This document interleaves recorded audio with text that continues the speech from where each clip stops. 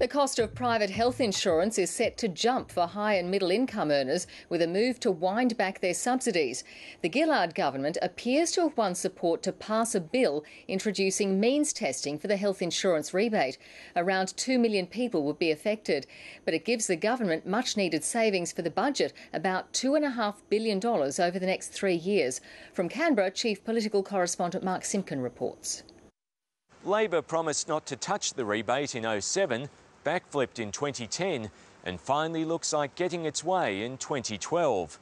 Government sources have told the ABC they believe they've secured the 3 crossbench votes they need to get the means test through the House of Representatives. We don't want a situation where the people who sit on this front bench or that front bench have their private health insurance subsidised by the people who clean this chamber at night.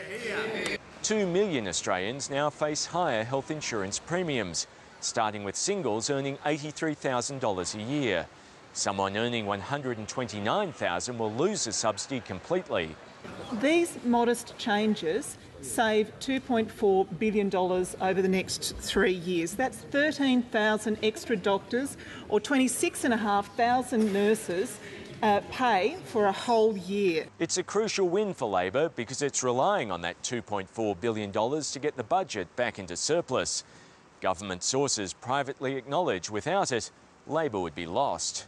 And this government's driving this lie because they have a black hole that they need to patch up. And this is a government that's not introducing this bill because it's good for the health system, it's because it's good to try and get them back to surplus. The means test legislation is likely to be voted on next week. Mark Simpkin, ABC News, Canberra.